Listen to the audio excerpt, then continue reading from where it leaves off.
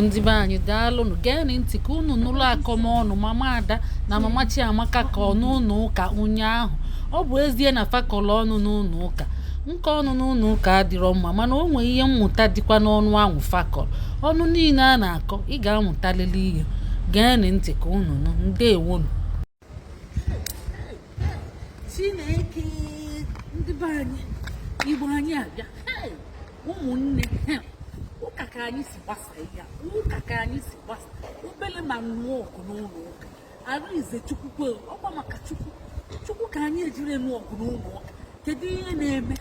Ọ bụ mama Chiamaka, ọ bụ ịma mama Chiamaka nke a dị egwu, onye isi ndị chairman Igbo Club.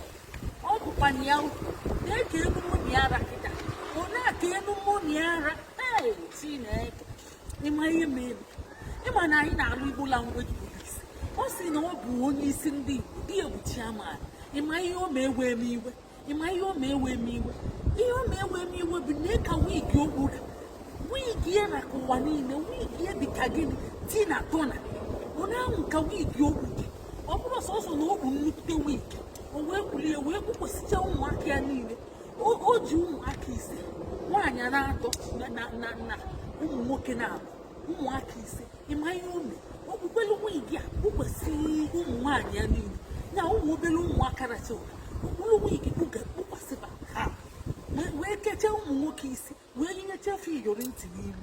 Unu afụnugo ụdị ya, ọ na-aka nwaanyị Igbo si eme, ọ na-ahụ ka onye Igbo ṅụrụ mmiri ala si eme. Wee kpuru nnọọ wigi kpụkwasịchacha ụmụ ya n'isi, wee were gịnị, wee were isi kee ụmụ nwoke ekele isi, wee kpapụcha imi. Ọ bụ ka esi eme. Wee fịa wee si mama Chiamaka wee necha anya wee kpuo ụmụaka wigi n'isi, kwanyechi afa wivon. Ụmụaka adịghị mma ịkwanye wivon, ọkwa advice ka anyị kwuru. Ọ chọkwa ịba mụ mụ na ya na-eke elu anyị ra anyị chọkwa ịrụ aka n'ọnụ n'ụlọ ụka, anyị chọkwa ịrụ aka n'ọnụ n'ụlọ ụka. Ewezige ndị ụka, ewezige n'ọnụ ụlọ ụka anyị, mma adụkwu ya aka n'ọnụ. Ewezige n'ọnụ ụlọ ụka, mma adụkwu ya aka n'ọnụ. A na-akwa m ahụrụ mmadụ ka e nyere advice wee sị ya mana itinyezi na ụmụaka wig ma ọ bụ wivon na ọ naghị adị mma. Ivi na ọ naghị adị mma okenye, ọ naghị adị mma ka okenye kpuru wig. Onye Igbo maka kọlcha anyị, ihe ịbịa unu ichecha akwa ndị Igbo, ụmụ ya ma akwa asụ Igbo ịfụghị.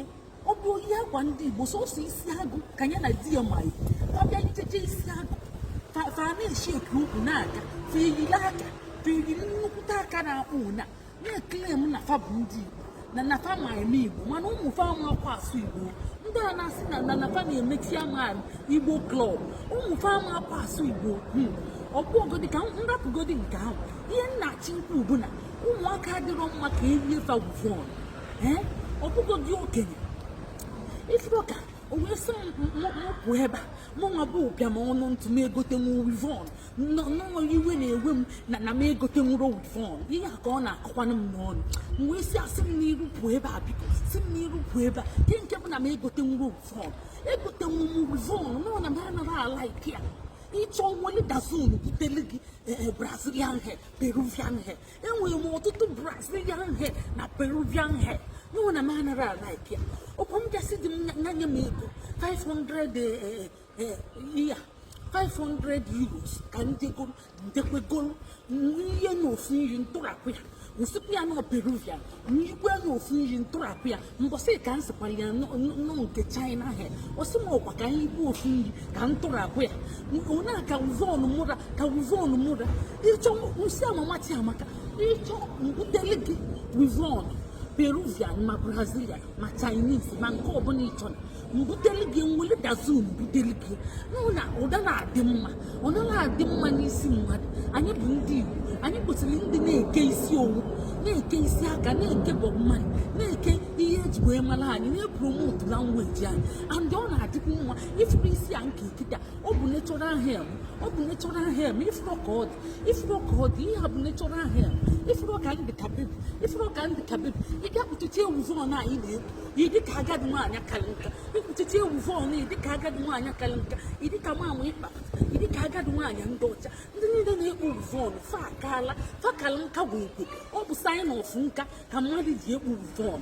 gbuo week ọ bụ sign of nka ịmara na ịbụ bebi ka isi ka afụ gị ịmara na ịbụ bebi ka isi ka afụ gị anya ihe ikechi isi gị adị ka bebi ịdị ka bebi ịdị yọnke ịdị ka sweet 16 ifuru ka ndị ka sweet 16 ifuru ka ndị ịdị ka agadi nwaanyị ndị ọcha ịdị ka mama ịkpapụta ịdị ka obu ọda ifuru ya onye ka ndị like ya ụmụada anyị a na-eti egwu faji isi fee promote igbo ka ezi afa mmanwụ tiri egwu si nwata nkata mma ka ezi afịa yes ugochi onwere ka o kpunye wivon ọ naghị ekpu wig ife ọ dịka bebi nwa anwa amaka ọ na-epromote language a so unu promote kwenye na ọ na-epromote language and culture dịbụ isi ọ naghị ekpu wivon ọ naghị ekpu ụmụ nkanka wivon a na-ekpu ọ naghị ekpu abịa vanasị gị fagotie vanetie ụmụ nwoke na ọnwụnwa ekwensu ka ụmụ nwoke dezuo ori ịmakwa na ego eji ego wivon ọ gbara na lụọ ụlọ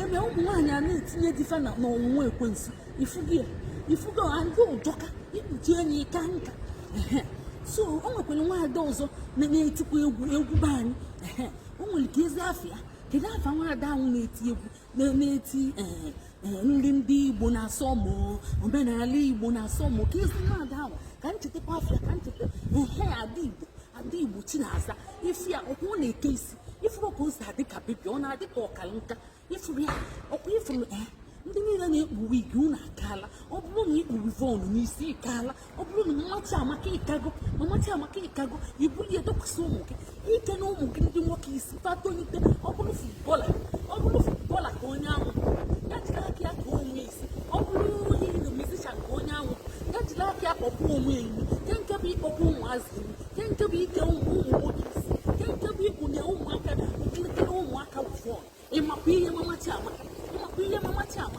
tụfịa ike anakwa mgbe m ịnọkọta nnọọ ị na-eme ihe adịrọ mma anakwa mgbe m afọ m Chineke anakwa mgbe m kedu ụdị ya ewezite Chukwu kịta ndụ oge aka n'ọnụ n'ụlọ ụka ewezite Chukwu kele m ndụ oge aka n'ọnụ n'ụlọ ụka ụmụnne unu afụgo ka akọm ya bụ ọnụ si gaa onye nwere uche na-amụta akọ ka anyị na-aga n'ubi ka ji na-aka unu tinye aka kesakwanụ ya ka ndị na-amara ọmata ndeewo.